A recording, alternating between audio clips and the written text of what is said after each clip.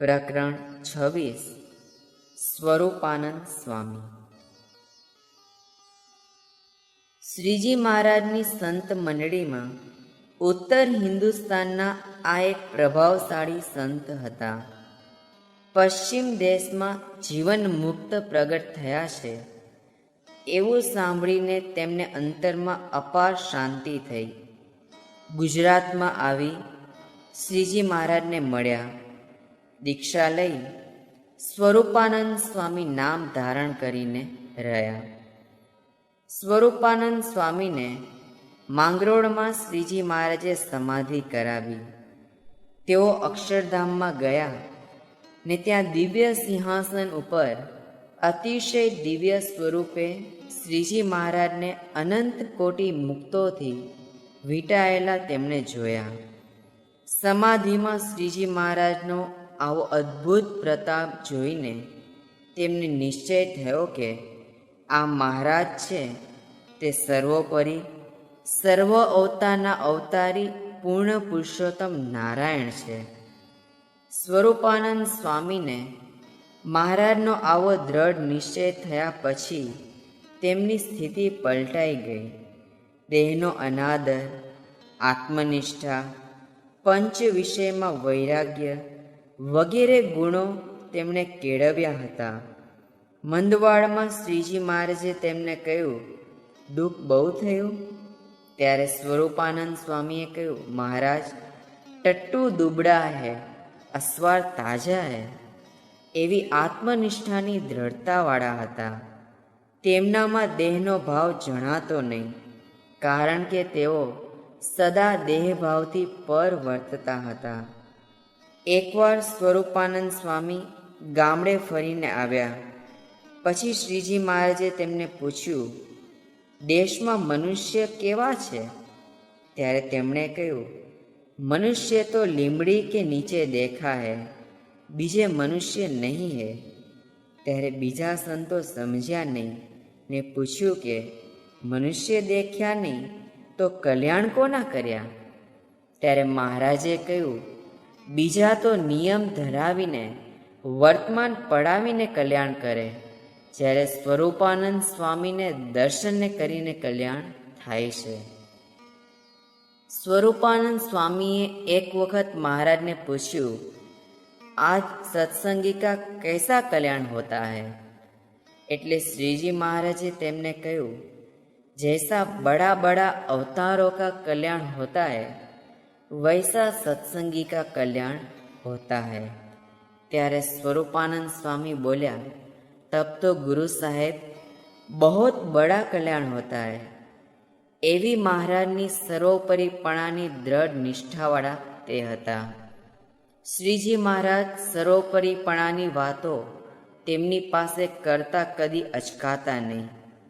એકવાર શ્રીજી મહારાજે સ્વરૂપાનંદ સ્વામીને વાત કરી કે જ્યારે નવો રાજા ગાદીએ બેસે ત્યારે તમામ બંદીવાનને છોડી મૂકે, તેમ અમારે અસંખ્ય જીવોના કલ્યાણ કરવા છે.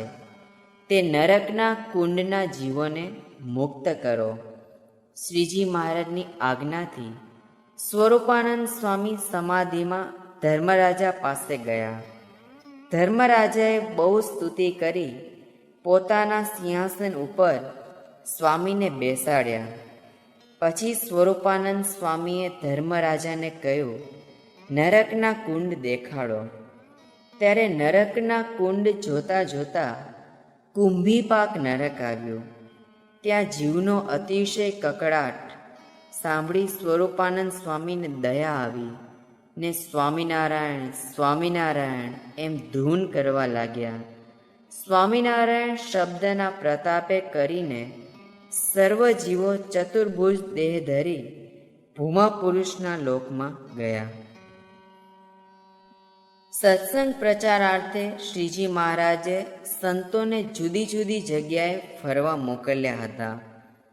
તે વખતે સ્વરૂપાનંદ સ્વામી જગન્નાથપુરી સુધી ગયા. માર્ગમાં મુમુક્ષુઓ આગળ સત્સંગની વાત કરતા. જગન્નાથપુરી આગળ એક બ્રાહ્મણ તેનો એકનો એક ગુણવાન દીકરો મરી જવાથી તેના મૃતદેહ પાસે બેસી રડતો હતો. તેને દેખીને સ્વરૂપાનંદ સ્વામીને દયા આવી. તમે આટલું બધું શા માટે રડો છો? તમારો પુત્ર ક્યાં મર્યો છે? એમ કહી શ્રીજી મહારાજના પ્રતાપથી સ્વરૂપાનંદ સ્વામીએ તેને સજીવન કર્યો. આથી તે બ્રાહ્મણ આશ્ચર્ય પામ્યો. તેણે નગરના રાજાને વાત કરી, પરંતુ સ્વરૂપાનંદ સ્વામી તો તરત છાનામાના ત્યાંથી ચાલ્યા જ ગયા. સ્વરૂપાનંદ સ્વામી મહારાજની મૂર્તિ અખંડ દેખતા, 3 દેહ ને 3 અવસ્થાથી પર વર્તતા હતા. છતાં પણ જ્યારે દેહમાં મંદવાડ આવ્યો ત્યારે અંતરમાં અશાંતિ રહેવા લાગી. પછી શ્રીજી મહારાજે તેમને કહ્યું, પર્વતભાઈ પાસે જાઓ, શાંતિ થઈ જશે. તેઓ અગતરાઈ ગયા. પછી ત્યાં 2 દિવસ રહી પર્વતભાઈને વાતો કરી પાછા ગઢપુર આવ્યા, પણ શાંતિ ન થઈ. ત્યારે શ્રીજી મહારાજે કહ્યું, તમને વાતો કરવા નહોતા મોકલ્યા, પણ વાતો સાંભળવા મોકલ્યા હતા. પછી સ્વરૂપાનંદ સ્વામી અગતરાય આવ્યા ને નિર્માનીપણે પર્વતભાઈને વાતો કરવાનું કહ્યું. ત્યારે પર્વતભાઈએ કહ્યું, દાદા ખાચરના નડિયાનું ધ્યાન કરો, પછી પોતાની ભૂલ સમજાય. પોતે અખંડ મૂર્તિ દેખતા તેણે કરીને પ્રગટ મૂર્તિ શ્રીજી મહારાજના દર્શન સ્પર્શની જે ખેંચ રહેવી જોઈએ તે નહોતી.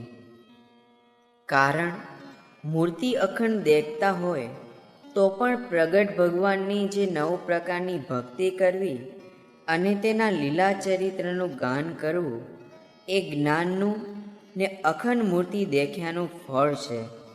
જ્યારે સ્વરૂપાનંદ સ્વામીએ આ વાતને અંતરમાં ધારી ત્યારે તેમને શાંતિ થઈ ગઈ.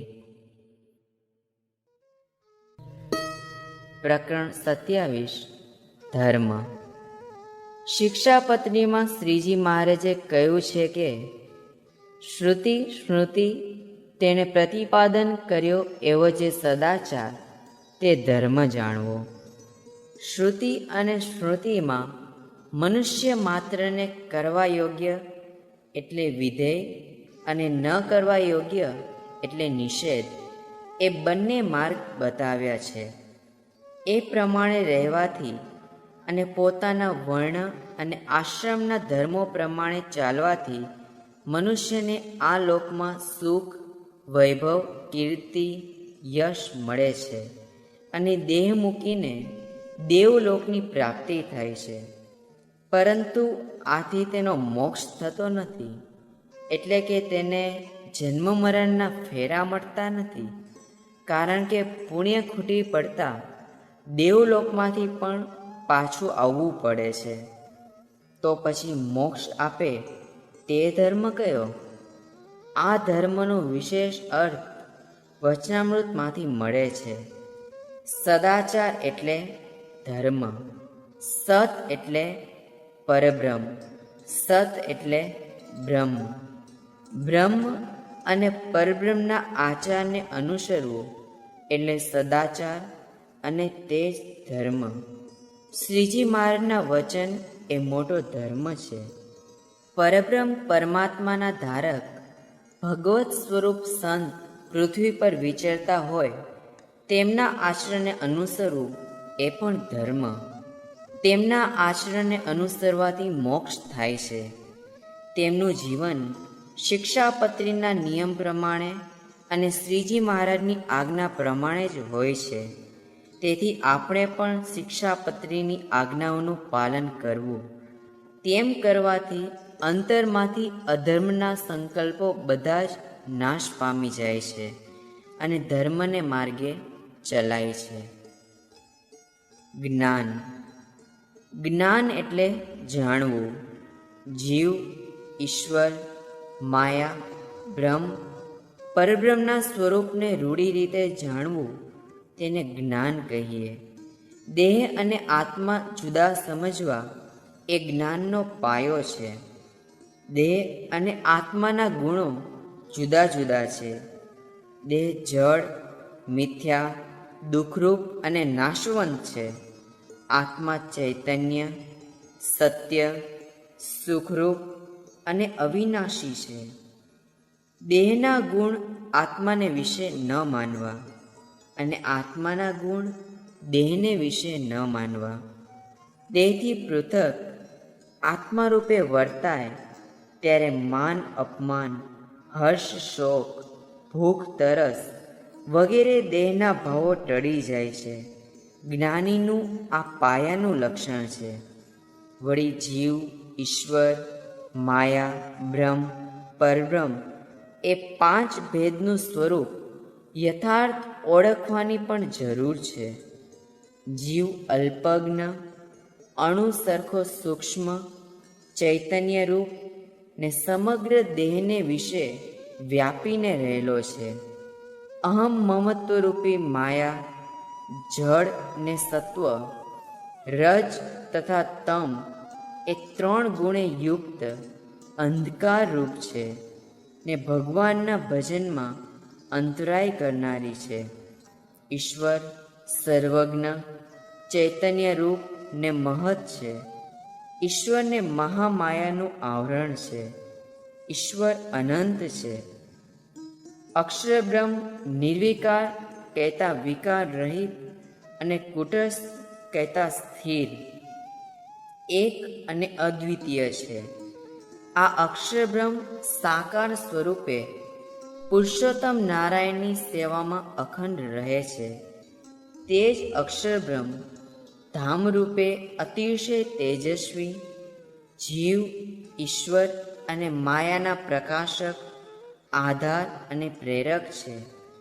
તે અક્ષરધામમાં ભગવાન પુરુષોત્તમ તથા અનંત કોટી મુક્તો નિવાસ કરીને રહે છે. પરબ્રહ્મ પુરુષોત્તમ, જીવ, ઈશ્વર, માયા અને બ્રહ્મના નિયામક ને આધાર છે. તે સર્વે દોષે રહિત ને અનંત કલ્યાણકારી ગુણોએ યુક્ત છે. એવી રીતે શ્રીજી મહારાજને સર્વ અવતારના અવતારી સર્વોપરી સમજવા એ જ્ઞાન છે. પોતાના આત્માને ત્રણ દેહ, ત્રણ અવસ્થા ને ત્રણ શરીરથી જુદો બ્રહ્મરૂપ માની પુરુષોત્તમ નારાયણની ભક્તિ કરવી એ જ્ઞાનનું ફળ છે. વૈરાગ્ય. ભગવાન વિના બીજી કોઈ પણ વસ્તુમાં પ્રીતિ ન થાય તે વૈરાગ્ય. આ મૃત્યુલોકથી છેક પ્રકૃતિ પુરુષના લોક સુધી જેટલા વૈભવ છે, ભોગ છે, સુખ છે, તેમાં ક્યાંય આસક્તિ ન થાય તે વૈરાગ્ય. આપણો દેહ, દેહના સગા સંબંધી તથા જગતના બધા જ વિષયો, તેમાં જ્યારે દોષ દેખાય ત્યારે તેની સહેજે જ અરુચિ થાય છે. તેનો દ્રઢ અભાવ થાય ત્યારે વૈરાગ્ય દ્રઢ થયો કહેવાય. આ દેહ તથા જગત નાશવંત છે, દુઃખરૂપ છે. તેથી તેમાં ક્યાંય મોહ ન થાય એવું જ્ઞાન થાય ત્યારે વૈરાગ્ય ઉપજે છે. વૈરાગ્ય થતાં સર્વ પદાર્થમાંથી પ્રીતિ તૂટી જાય છે અને ભગવાનમાં દ્રઢ સ્નેહ બંધાય છે. મોક્ષ મેળવવા માટે વૈરાગ્ય એ જરૂરી સાધન છે. ભક્તિ. શ્રીજી મહારાજ અનંત દિવ્ય કલ્યાણકારી ગુણોનો ભંડાર છે અને અનંત ઐશ્વર્ય યુક્ત તેમના સ્વરૂપમાં મહાત્મ્ય જ્ઞાને એટલે કે મહિમાપૂર્વકના જ્ઞાને સહિત સ્નેહ એટલે ભક્તિ. ભક્તિના 9 પ્રકાર ભાગવતમાં વર્ણવ્યા છે. શ્રવણમ, કીર્તનમ, વિષ્ણુ સ્મરણમ, પાદ સેવનમ, અર્ચનમ, વંદનમ, સખ્યમ, દાસ્ય, આત્મનિવેદનમ. કથા સાંભળવી, કીર્તન ગાવવા, સ્મરણ કરવું, ભગવાનના ચરણ કમળની સેવા કરવી, અર્ચન કરવું, વંદન કરવું, દાસ ભાવે સેવા કરવી, સખા ભાવે સ્નેહ કરવો અને આત્મસમર્પણ કરવું એ 9 પ્રકારની ભક્તિ કહી છે. આપણો ભક્તિ સંપ્રદાય છે.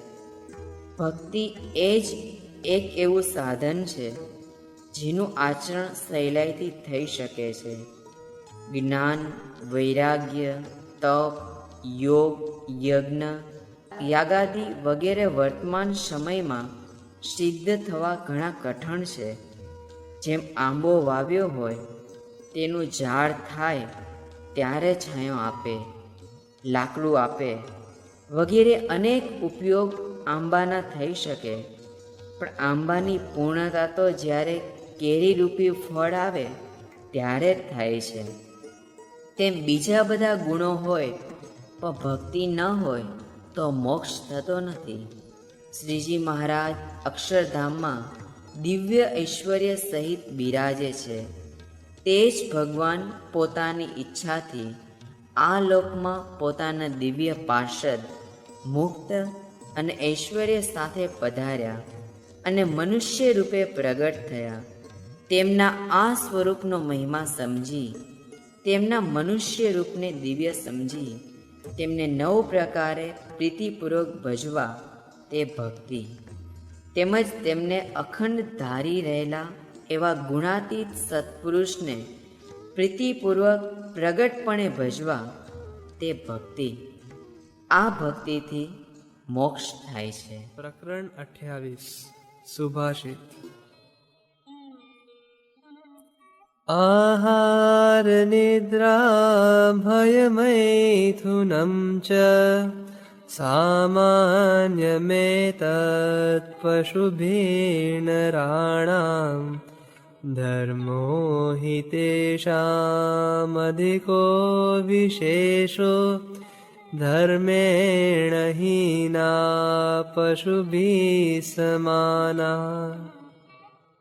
આહાર, નિદ્રા, ભય અને મૈથુન આ 4 લક્ષણ તો મનુષ્ય અને પશુ બંનેમાં સમાન છે. કેવળ ધર્મ જ મનુષ્યોમાં એક વિશેષ લક્ષણ છે. એટલા માટે ધર્મ વગરનો મનુષ્ય પશુ તુલ્ય જ કહેવાય છે. અન્ય ક્ષેત્રે કૃતં પાપં તીર્થક્ષેત્રે વિનશ્યતિ, તીર્થક્ષેત્રે કૃતં પાપં વજ્રલેપો ભવિષ્યતિ. અન્ય સ્થળોએ જે પાપ કર્યું હોય તે તીર્થમાં જઈને સ્નાન, પૂજા કે પ્રાયશ્ચિત કરીને નાશ કરી શકાય છે. પરંતુ તીર્થમાં જઈને જે પાપ કરે છે તે તો વજ્રલેપ થાય છે.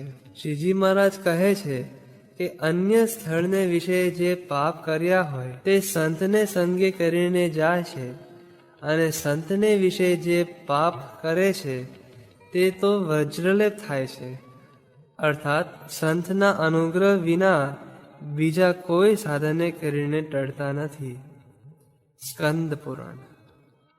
યસ્યાત્મબુદ્ધિ કુણપે ત્રિધાતુકે સ્વદિઃ કલત્રાદિષુ ભૌમ ઇજ્જધિઃ યત્તીર્થબુદ્ધિઃ સલિલેન કર્હિચિत् જનેષ્વવિઘ્નેષુ સ એવ ગોખરઃ. જે પુરુષને વાત, પિત્ત અને કફના દેહમાં આત્મબુદ્ધિ છે અને સ્ત્રી પુત્રાદિકમાં મમત્વપણાની બુદ્ધિ છે, અને ભૂમિના વિકારભૂત પ્રતિમા વગેરેમાં પૂજ્ય બુદ્ધિ છે તથા જળમાં તીર્થ બુદ્ધિ છે, તે પુરુષને આ પ્રકારની આત્મબુદ્ધિ ભગવાનના પરમ એકાંતિક સંતમાં નથી તો તેને બળદિયો અથવા તો પશુઓમાં કનિષ્ઠ એવો ગધેડો જાણવો. શ્રીમદ ભાગવત 10:84-13.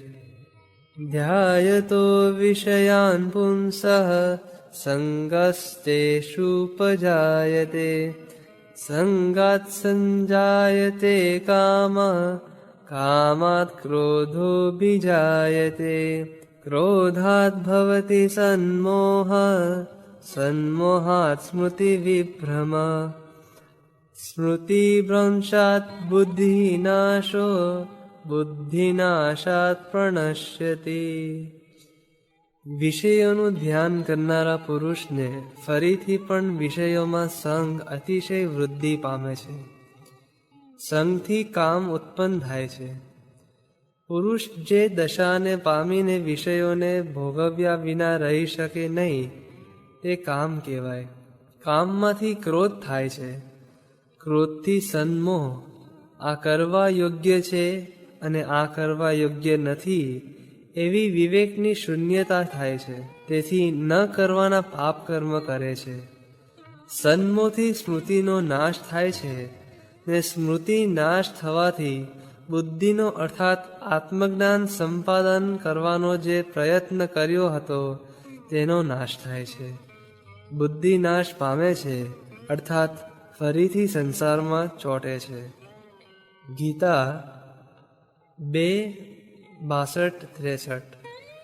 નિર્માન મોહાજિત સંગ દોષા અધ્યાત્મ નિત્યા વિનિવૃત્ત કામા દ્વંદ્વૈર્વિમુક્તા સુખ દુઃખ સંજ્ઞે ગચ્છત્યમૂઢા પદમવ્યયમ તત. જે મનુષ્યો માન અને મોહથી રહિત છે, જેમણે આસક્તિરૂપ દોષને જીત્યો છે, જેઓ કામનાઓ છોડીને નિત્ય આત્મ સ્વરૂપના ચિંતનમાં રહે છે, જેઓ સુખ દુઃખ વગેરે દ્વંદ્વોથી પર થયેલ છે, તેવા વિવેકી જનો તે અવિનાશી પદને અક્ષરધામને પામે છે. ગીતા 15:15. ધર્મો જ્ઞેય સદાચાર શ્રુતિ સ્મૃત્યુપપાદિત મહાત્મ્ય જ્ઞાનયુગ ભૂરી સ્નેહો ભક્તિશ્ચ માધવે. અને શ્રુતિ સ્મૃતિ તેમણે પ્રતિપાદન કર્યો એવા જે સદાચાર તે ધર્મ જાણો, અને શ્રી કૃષ્ણ ભગવાનને વિશે મહાત્મા જ્ઞાને સહિત જે ઘણો સ્નેહ તે ભક્તિ જાણવી. વૈરાગ્યમ જ્ઞેયમ પ્રીતિ શ્રી કૃષ્ણે તરવરસ્તુષુ જ્ઞાનમ ચ જીવમાયેશ રૂપાણામ સુષ્ટુ વેદનમ. અને શ્રી કૃષ્ણ ભગવાન વિના અન્ય પદાર્થમાં પ્રીતિ નહીં તે વૈરાગ્ય જાણવું. અને જીવ, માયા અને ઈશ્વર તેમના સ્વરૂપને જે રૂઢી રીતે જાણવું તેને જ્ઞાન કહીએ. ગુણીનાં ગુણવત્તાયા જ્ઞેયમ યેતત્ પરમ ફલમ કૃષ્ણે ભક્તિશ્ચ સત્સંગો ન્યથાયાન્તિ વિધોપ્યદઃ. અને વિદ્યાધિક ગુણવાળા જે પુરુષ તેમના ગુણવાનપણાનું એ જ પરમ ફળ જાણવું. કહ્યું તો જે શ્રી કૃષ્ણ ભગવાનને વિશે ભક્તિ કરવી અને સત્સંગ કરવો. અને એમ ભક્તિ અને સત્સંગ એ બે વિના તો વિદ્વાન હોય તે પણ અધોગતિને પામે છે. શિક્ષાપત્રી 114.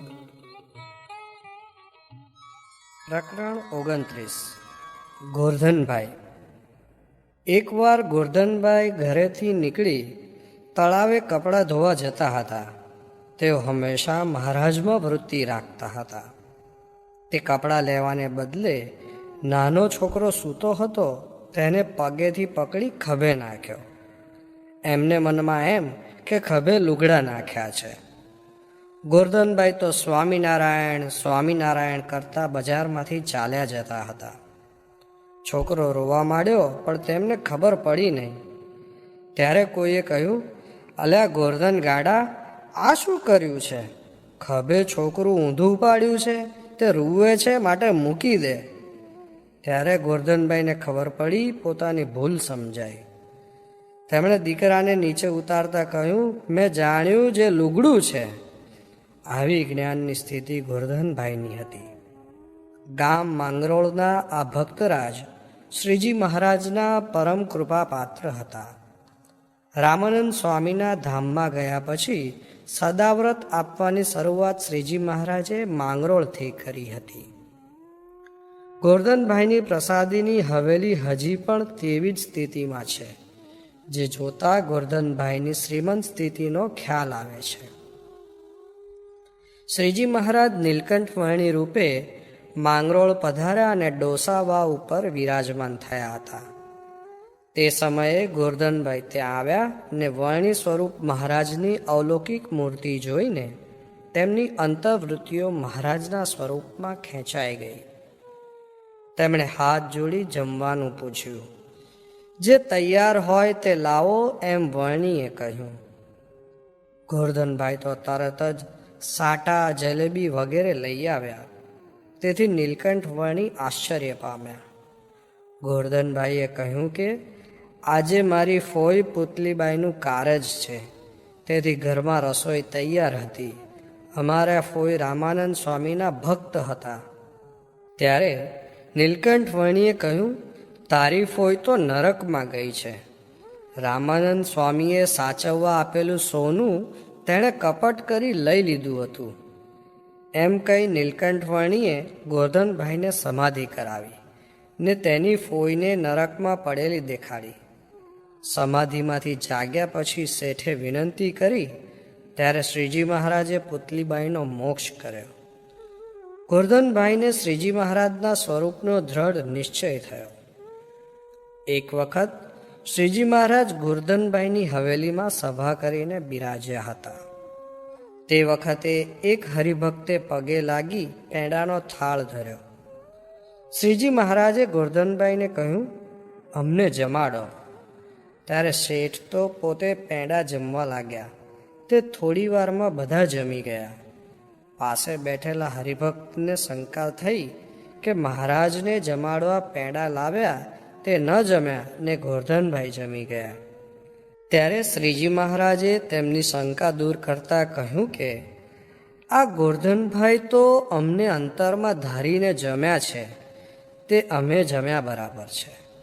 જેમ દુર્વાસા ઋષિ ભગવાનને સંભાળીને ગોપીઓના 16,108 થાળ જમી ગયા તો પણ ઉપવાસી કહેવાયા, તેમ શેઠ ત્રણેય અવસ્થામાં પોતાના આત્માને બ્રહ્મરૂપ માનીને અમારું અખંડ ભજન કરે છે ને સમદ્રષ્ટિવાળા છે. તેમને સાકર ને મીઠું સરખા થઈ ગયા છે. શ્રીજી મહારાજે સંતોને કહેલું કે અમારા ખરેખરા સત્સંગી તો ગોરધનભાઈ ને પર્વતભાઈ છે. પછી તો ગાંધીને ત્યાંથી સાકર ને મીઠું લાવીને જુદી જુદી થાળીમાં ગોરધનભાઈને આપ્યા. ત્યારે બંનેને સાકર જાણી તેઓ જમી ગયા. તે જોઈને બિનસત્સંગી બોલ્યા કે ગોરધનભાઈની સ્થિતિ અવલૌકિક છે, કારણ કે તેમને આ લોકની ગણતરી જ નથી. એકવાર માંગરોળમાં મુક્તાનંદ સ્વામી વગેરે સંતો સાથે શ્રીજી મહારાજ સમુદ્ર સ્નાન કરવા પધાર્યા હતા. તે વખતે શ્રીજી મહારાજે ગોરધનભાઈને જોશથી ધક્કો મારીને સમુદ્રમાં નાખ્યા અને જળની અંદર સમાધિમાં મોકલ્યા. મુક્તાનંદ સ્વામી વગેરે બહુ શોક કરવા લાગ્યા કે ગોરધનભાઈ ડૂબી ગયા, હવે ઘેર શો જવાબ આપીશું. એમ ઘણીવાર સુધી મહારાજે તેમને સમાધિ અવસ્થામાં રાખ્યા ને વરુણ લોકની રચના બતાવી. પછી મહારાજે ચપટી વગાડી ત્યાં ગોરધનભાઈ સમુદ્રમાંથી બહાર આવ્યા. માંગરોળના બીજા હરિભક્ત આનંદજીભાઈએ મુક્તાનંદ સ્વામીને વાત કરી કે ગોરધનભાઈએ 4,000 રૂપિયાનો માલ લાવીને વેપાર શરૂ કર્યો છે. તેમાં કોઈ માલ લેવા આવે તેને માલ આપીને હસ્તે સ્વામિનારાયણ લખે છે.